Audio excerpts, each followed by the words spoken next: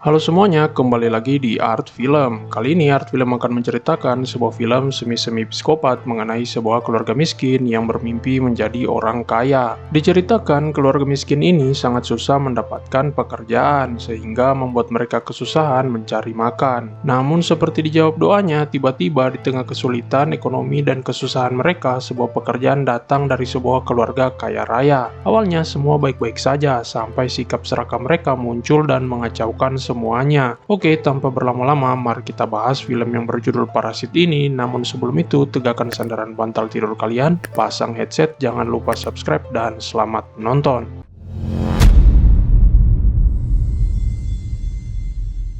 Di awal cerita diperlihatkan sebuah keluarga yang tinggal di sebuah rumah yang disebut Banjiha oleh orang Korea. Banjiha adalah sebuah tempat tinggal semi basement di Korea. Dari pengertiannya tentu kita tahu bahwa bukan orang kaya yang akan tinggal di tempat tersebut. Ini adalah keluarga Pak Kim. Diperlihatkan kehidupan keluarga mereka sangat miskin. Bahkan untuk mengirimkan pesan WhatsApp mereka harus berusaha mencari jaringan wifi dari rumah yang berada di lantai atas. Diperlihatkan Kitek ini sedang mencari jaringan untuk mengirimkan pesan WhatsApp agar mereka mendapatkan pekerjaan. Lama mencari, syukurlah Kitek berhasil mendapatkan pekerjaan dan langsung menghubungi sebuah restoran pizza. Di situ dia mendapatkan pekerjaan untuk melipat box tempat pizza. 일단 생각을 좀 해보고 그러면 페널티 10% 좋습니다.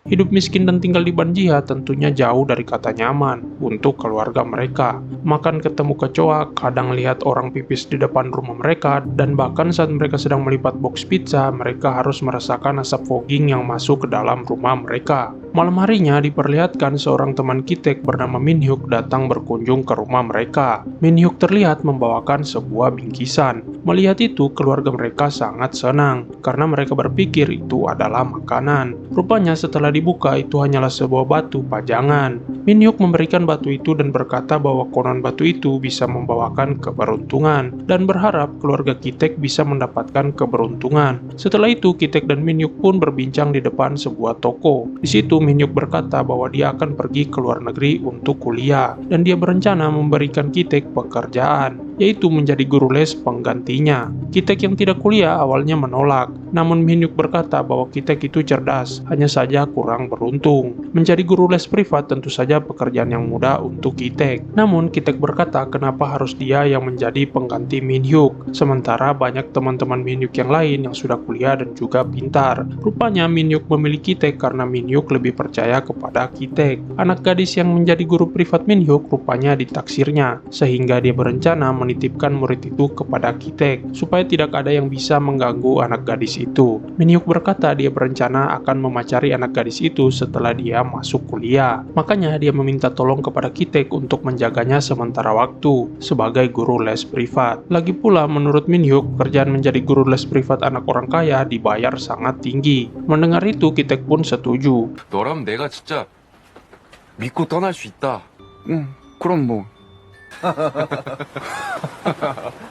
Dia kemudian meminta tolong kepada adiknya Ki Jong untuk membuatkan berkas palsu agar dipercaya ketika menghadap keluarga kaya itu. Ki Jong yang diceritakan merupakan seorang seniman jalanan, tentu saja dengan mudah memodifikasi berkas untuk Kitek. Esoknya Kitek pun berangkat. Dia kemudian tiba di sebuah rumah besar. Rumah itu terlihat sangat mewah. Pastilah pemiliknya sangat kaya. Begitulah pikir Kitek. Pembantu rumah tangga itu yang bernama Moon Gwang kemudian membawa Kitek bertemu dengan Yeongyo yang merupakan nyonya pemilik rumah itu. Kitek kemudian berpura-pura memperkenalkan dirinya dengan nama Kevin dan menyerahkan berkas palsunya kepada Nyonya Yeon. Namun Nyonya Yeon berkata bahwa dia tidak perlu melihat berkas itu karena dia percaya dengan rekomendasi Min Hyuk. Namun untuk hari pertama dia mau melihat langsung cara Kitek mengajar, dan jika menurutnya tidak baik maka dia tidak akan melanjutkan Kitek sebagai guru privat. Kitek pun bertemu dan mengajari anak Nyonya Yeon yang bernama Dahye. Di situ terlihat Kitek sangat menguasai materi. Dia bahkan memegang tangan Dahye dan memberinya kata-kata motivasi Mario Teguh agar bisa mengerjakan soal itu dengan baik. Nyonya Yon yang melihat cara Ki-taek mengajar tentu sangat terkesima. Sedangkan Dahye yang baru pertama kali disentuh oleh lelaki seketika rahimnya menghangat dan diam-diam dia menaruh perasaan kepada Ki-taek. Beres mengajar, Ki-taek kemudian terlihat memperhatikan sebuah lukisan jelek di dinding rumah itu. Namun saat Nyonya Yon berkata bahwa itu adalah lukisan anak bungsunya yang bernama Dasong, Ki-taek langsung memuji lukisan itu. Nyonya Yon berkata bahwa anaknya itu sangat suka menggambar dan bermain pramuka. Mendengar cerita Nyonya Yon, tiba-tiba terlintas pikiran Ki-taek untuk menipu Nyonya Yon dengan merekomendasikan adiknya Ki-jong kepada Nyonya Yon. Dia kemudian berkata kepada Nyonya Yon bahwa sayang sekali jika bakat Dasong tidak diperdalam. Dia punya seorang teman seniman yang bisa mengajari Dasong. Di situ Ki-taek berkata bahwa temannya tersebut bernama Jessica dan dia merupakan lulusan seni dari kampus terkenal di luar negeri. Namun bayarannya cukup tinggi. Nyonya Yon yang orang kaya tentu saja tidak mempermasalahkan masalah bayaran. Dia kemudian tertarik dan meminta Ki-taek membawakan temannya itu, yang mana itu adalah Ki-jong adiknya sendiri. Wah, baru 1 hari mengajar, Ki-taek sudah berhasil menipu Nyonya Yon. 야, 걔 한국 이름이 뭐였더라? 사람 하나가 휙 하고 떠올랐는데. 어머, 너무 궁금하네요. Esoknya, Ki-taek pun membawa adiknya Ki-jong ke rumah Nyonya Yon dengan berpura-pura menjadi Jessica, sang guru seni. Tidak seperti Ki-taek, Ki-jong rupanya lebih pintar dalam memainkan perannya. Dia mengatakan kepada Nyonya Yon bahwa dia tidak bisa diawasi saat mengajar karena dia butuh pendekatan dengan Dasong. Nyonya Yon yang tidak tahu sedang ditipu tentu saja menuruti Ki-jong. Awalnya dia agak kesal tidak bisa melihat Ki-jong mengajar. Namun begitu Ki-jong selesai mengajar, Ki-jong kemudian memberitahukan bahwa sebenarnya Dasong mengalami gangguan mental. Hal itu terlihat dari cara dia menggambar. Tentu saja hal itu tidak benar, karena Ki-jong hanya mengatakan itu berdasarkan pencarian Google-nya. Namun Nyonya Yon yang termakan sugesti yang diberikan Ki-jong malah percaya. Ki-jong kemudian memanfaatkan kesempatan itu dengan berpura-pura mengatakan bahwa dia bisa menyembuhkan penyakit mental Dasong, karena sebelumnya dia kuliah di jurusan seni psikologi. Namun biaya terapi tidaklah murah,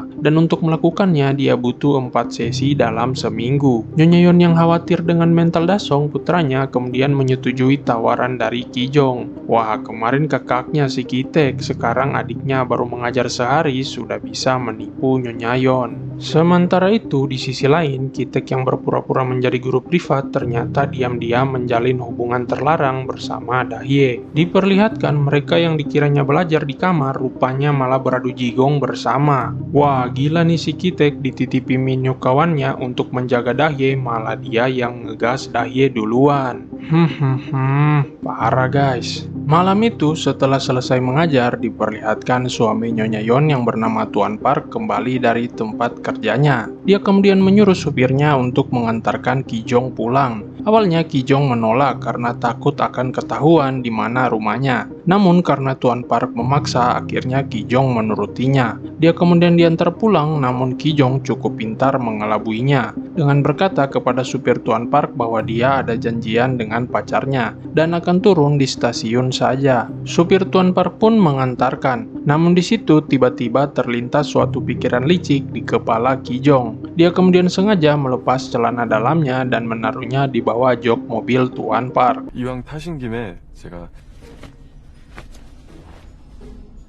Esok harinya, Tuan Park yang telah selesai bekerja mengecek barang yang ketinggalan di dalam mobilnya, dan tanpa sengaja dia kemudian mendapatkan celana dalam milik Ki-jong di bawah jok mobilnya. Tuan Park kemudian pergi ke Nyonya Yon dan dengan marah dia berkata bahwa bisa-bisanya supirnya berani membawa gadis menggunakan mobilnya dan bercocok tanam di dalam mobil itu. Tuan Park berkata bagaimana bisa mereka melupakan celana dalam itu. Itu sangat aneh, kecuali jika mereka kehilangan kesadaran akibat menggunakan narkoba. Mendengar itu, Nyonya Yon pun semakin kaget. Tuan Park pun langsung berencana untuk memecat supirnya itu. Rupanya Ki-jong yang licik kemudian merekomendasikan ayahnya Pak Kim sebagai pengganti supir yang lama kepada Nyonya Yon. Ki-jong berpura-pura dengan mengatakan bahwa Tuan Kim merupakan seorang supir khusus orang kaya dan sudah berpengalaman puluhan tahun mengantarkan tamu VIP. Mendengar itu, Nyonya Yon pun menyetujuinya. Esoknya Kitek kemudian membawa Pak Kim ke showroom mobil. Dia kemudian mengajak ayahnya mencoba mobil yang sama dengan yang digunakan Tuan Park. Ayahnya itu kemudian mempelajari fitur-fitur mobil itu agar terlihat meyakinkan saat bertemu Tuan Park. Dan dengan lancar tanpa hambatan, akhirnya Pak Kim pun menjadi supir pribadi Tuan Park dan mulai bekerja dengan keluarga kaya itu. Lagi-lagi baru beberapa hari bekerja, Kitek dan Kijong berhasil menipu keluarga kaya itu. Seperti parasit, perlahan-lahan Kitek membawa satu persatu anggota keluarganya ke rumah itu. 일종의 동행이 아닐까? 한 가지는 오래 하신 분들 중요합니다. Namun rupanya keluarga Kitek tidak puas. Mereka kemudian merencanakan lagi hal lain. Berdasarkan cerita Dahye kepada Kitek bahwa pembantu rumah tangga mereka, Bibi Guang, alergi terhadap buah persik. Kitek, Kijong, dan ayahnya kemudian berencana menyingkirkan Bibi Guang menggunakan penyakit alerginya itu. Mereka kemudian menaburkan serbuk buah persik kepada Bibi Guang, sehingga menyebabkan Bibi Guang ke rumah sakit. Di sana Pak Kim memfoto Bibi Guang dan kemudian memperlihatkan foto itu kepada Nyonya Yon. Dia berpura-pura berkata bahwa dia tidak sengaja mendengar pembicaraan Bibi Guang di rumah sakit dan berkata bahwa Bibi Guang menderita penyakit TBC. Nyonya Yon yang mendengar itu tentu saja sangat khawatir. Penyakit itu bisa menulari keluarganya. Akan tetapi dia masih ragu Bibi Guang menderita penyakit TBC. Namun begitu Nyonya Yon sampai di rumah, Kijong kembali menaburkan serbuk buah persik kepada Bibi Guang sehingga menyebabkan dia batuk. Pak Kim juga menambah skenario itu dengan mengoleskan saus tomat ke tisu bekas Bibi Guang sehingga terlihat seperti darah. Nyonya Yon yang melihat hal itu tentu saja langsung menjadi yakin dengan tipu muslihat keluarga parasit itu. Akhirnya dengan berat hati Nyonya Yon pun memecat Bibi Guang. Setelah Bibi Guang pergi, rumah keluarga Nyonya Yon menjadi berantakan karena tidak ada yang mengurusnya. Pak Kim kemudian menawarkan kartu perusahaan jasa pembantu rumah tangga VIP kepada Tuan Park, yang tentu saja itu hanya tipuan. Tuan Park kemudian memberikan kartu itu kepada istrinya, dan tanpa curiga Nyonya Yon menghubungi nomor tersebut, yang mana nomor tersebut merupakan nomor milik Kijong. Singkat cerita, akhirnya Chung Suk yaitu istri Pak Kim diterima dan mulai bekerja di rumah itu. Namun saat itu Dasong, anak bungsu keluarga itu, tiba-tiba mengendus Pak Kim dan kemudian berkata kepada Nyonya Yon bahwa bau Pak Kim sama dengan bau Ibu Suk dan juga bau Jessica atau Kijong. Namun Nyonya Yon dan Tuan Park tidak curiga sama sekali. Akhirnya setelah pulang ke rumah, keluarga Pak Kim yang hampir ketahuan pun merencanakan untuk menggunakan sabun yang berbeda jika mencuci pakaian nanti. Beberapa waktu setelah itu, keluarga Tuan Park kemudian terlihat akan pergi untuk liburan dan berkemah. Rumah tentu saja hanya akan dijaga oleh Ibu Suk. Begitu keluarga kaya itu pergi, keluarga parasit itu pun datang. Mereka kemudian bersantai-santai, makan dan bahkan minum-minum di rumah itu, seolah-olah itu adalah rumah mereka. Di situ seperti kurang puas dengan apa yang mereka perbuat selama ini, Kitek kemudian mengatakan bahwa bagaimana jika mereka memiliki rumah itu. Rumah itu terlihat cocok untuk mereka. Kitek kemudian mengatakan kepada keluarganya itu bahwa Dahye sangat menyukai dirinya. Kitek bahkan mengambil buku harian Dahye dan mengatakan Dahye menuliskannya di sana. Kitek akan menikah dan memiliki rumah mewah itu. Begitu pikir Kitek.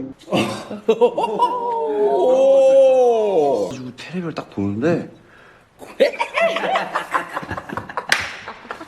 Asik minum-minum, tiba-tiba terdengar suara bel rumah. Mereka pun kaget, dan setelah dicek, rupanya itu adalah Bibi Guang yang kembali. Dia memohon kepada Ibu Suk untuk bisa masuk ke rumah itu, karena dia melupakan sesuatu di dapur basement. Dia berkata bahwa dia sudah memotong kabel CCTV. Jadi tenang saja, keluarga Tuan Park tidak akan tahu dia masuk. Agak ragu, namun Ibu Suk membiarkan Bibi Guang masuk. Bibi Guang kemudian pergi ke dapur itu. Lama tak keluar, akhirnya Ibu Suk pergi mengecek apa yang dilakukan Bibi Guang di dapur itu. Saat sampai di sana, terlihat Bibi Guang sedang berusaha mendorong sebuah lemari minuman. Dia kemudian meminta bantuan, Ibu Suk mendorongnya. Rupanya lemari tersebut terganjal oleh sesuatu. Begitu Ibu Suk melepasnya, akhirnya lemari itu berhasil terdorong. Dan rupanya di balik lemari itu terdapat sebuah ruangan basement rahasia. Ibu Suk yang kaget kemudian mengikuti Bibi Guang. Dan begitu sampai, rupanya di dalam basement itu terdapat seorang pria yang ternyata merupakan suami dari Bibi Guang. Pria tersebut terlihat lemas karena kelaparan.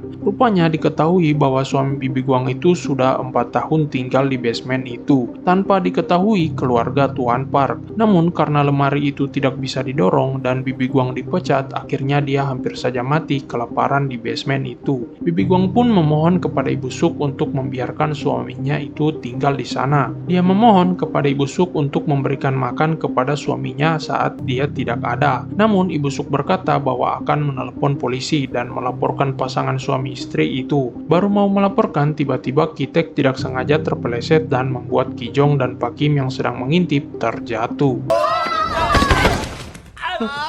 Bibi Guang pun terkejut dan langsung paham dengan apa yang terjadi. Pantas saja supir dan dirinya dipecat, rupanya ulah keluarga parasit itu. Dia kemudian memvideo keluarga Pak Kim dan mengancam akan mengirimkan video itu jika mereka macam-macam. Keluarga parasit itu kemudian dihukum oleh Bibi Guang dan suaminya. Awalnya mereka berdua bersenang-senang karena keadaan berubah, dari yang semula diancam, kini mereka lah yang balik mengancam. Namun tak disangka keluarga Pak Kim kemudian menyerang Bibi Guang dan suaminya. Begitu mereka lengah, mereka kemudian berebut HP milik Bibi Guang. Namun Bibi Guang yang kalah jumlah dengan keluarga Pak Kim berhasil dikalahkan oleh keluarga Pak Kim. Saat itu tiba-tiba saja telepon rumah berbunyi dan begitu diangkat, rupanya keluarga Tuan Park dalam perjalanan dan tidak jadi berkemah akibat sungai yang meluap. Mereka berkata akan tiba dalam 8 menit. Nyonya Yeon kemudian meminta Ibu Suk untuk membuatkan ramyeon untuk mereka makan saat sampai. Dengan bergegas Ibu Suk memasak makanan itu. Ki-jong membersihkan rumah itu sementara Ki-taek dan Pak Kim mengikat Bibi Guang dan suaminya. Keluarga Tuan Park pun tiba di rumah sementara Ki-jong, Ki-taek dan Pak Kim bersembunyi. Di situ Pak Kim mendapati suami Bibi Guang yang memencet saklar lampu rumah itu. Dia berkata bahwa itu adalah penghormatan untuk Tuan Park. Diperlihatkan sepertinya suami Bibi Guang ini sepertinya mengalami kelainan jiwa. Dia juga mengatakan bahwa dia mengirimkan sandi Morse kepada Dasong karena Dasong adalah anak pramuka. Pastilah dia paham sandi itu. Melihat itu, Pak Kim pun langsung mengikat suami Bibi Guang ke pipa rumah itu agar dia tidak bisa menekan saklar itu lagi. Sementara itu, Bibi Guang yang tersadar kemudian berlari mencoba memanggil Nyonya Yeon. Saat itu Ibu Suk yang melihatnya langsung menendang Bibi Guang hingga terjatuh ke basement. Pak Kim yang mengangkatnya kemudian menyadari bahwa kepala Bibi Guang berdarah akibat terjatuh. Dia sempat panik karena berpikir Bibi Guang tewas. Syukurnya Bibi Guang masih bernapas. Pak Kim pun kemudian menutup ruang rahasia itu.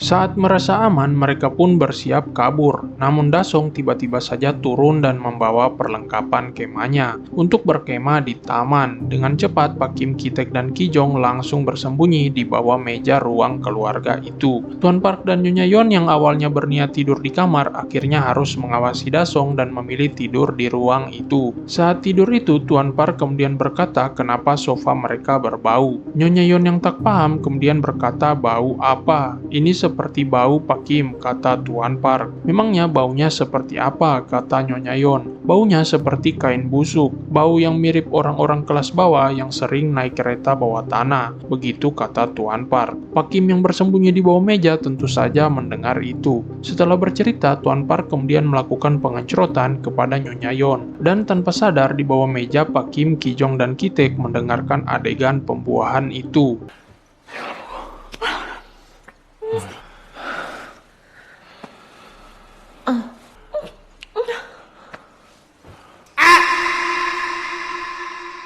Waktu berlalu, sepertinya Tuan Park dan Nyonya Yeon yang kelelahan akibat pengencrotan tertidur pulas. Pak Kim dan kedua anaknya itu pun langsung bergegas kabur. Mereka kemudian keluar melalui garasi dan berlari pulang ke rumah mereka. Saat itu terjadi hujan deras. Ki-jong kemudian bertanya kepada ayahnya apa rencana selanjutnya dan bagaimana dengan mereka yang dikurung di bawah basement itu. Namun Pak Kim berkata kepada Ki-jong tidak usah dulu memperdulikan yang lain. Yang penting mereka sudah keluar dari rumah itu. Lagian tidak ada yang tahu apa yang terjadi di bawah basement itu. Pak Kim dan kedua anaknya itu pun lanjut pulang, dan begitu mereka sampai, rupanya seperti kena karma, rumah mereka telah terendam oleh banjir dan semuanya berantakan parah. Saat itu bukannya menyelamatkan benda lain, Ki-taek kemudian malah membawa batu pemberian Min Hyuk. Dia merasa bahwa batu itu membawa keberuntungan untuknya. Akhirnya Pak Kim dan kedua anaknya itu mengungsi dan tidur di tempat pengungsian. Sementara itu di basement, Bibi Guang dan suaminya berusaha melepaskan diri dari ikatan. Saat itu Bibi Guang muntah-muntah. Dia berkata kepada suaminya itu bahwa sepertinya dia mengalami geger otak akibat terjatuh ditendang oleh Ibu Suk. Bibi Guang berkata tolong ingat muka dan namanya, dan tolong balaskan perbuatannya. Setelah itu Bibi Guang pun tewas. Melihat hal itu, dengan panik suaminya pun memencet saklar lampu menggunakan kepalanya untuk mengirimkan kode Morse barangkali Dasong melihatnya. Dia terus memencet saklar itu hingga membuat kepalanya berdarah. Di taman, Dasong melihat kedipan lampu itu. Dia kemudian mengartikan sandi Morse itu dan didapatkannya kata tolong. Namun Dasong yang masih kecil tidak mengerti siapa yang meminta tolong.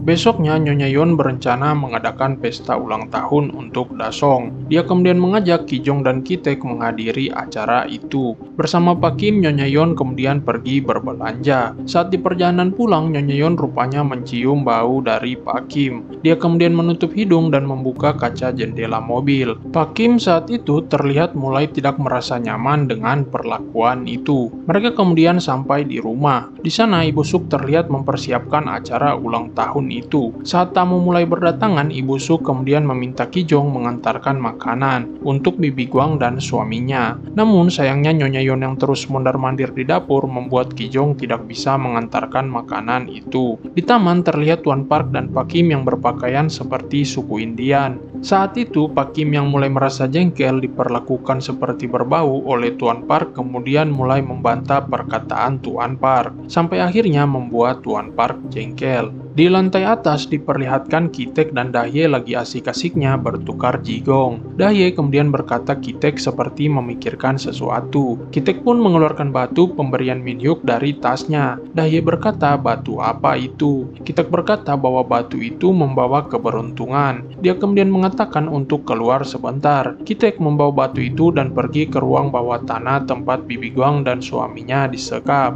Namun begitu turun, lagi-lagi Ki-taek yang ceroboh menjatuhkan batu yang dibawanya. Dia kemudian sampai di ruangan itu dan melihat Bibi Guang yang sudah terkapar. Saat dia mencoba membangunkan Bibi Guang, tiba-tiba suami Bibi Guang langsung menjerat lehernya. Ki-taek awalnya berhasil kabur dari suami Bibi Guang yang sudah menggila. Namun saat berlari ke lantai atas, dia kembali berhasil tertangkap. Batu yang semula dipikirnya membawa keberuntungan malah digunakan suami Bibi Guang untuk memukulnya hingga terkapar tak bergerak.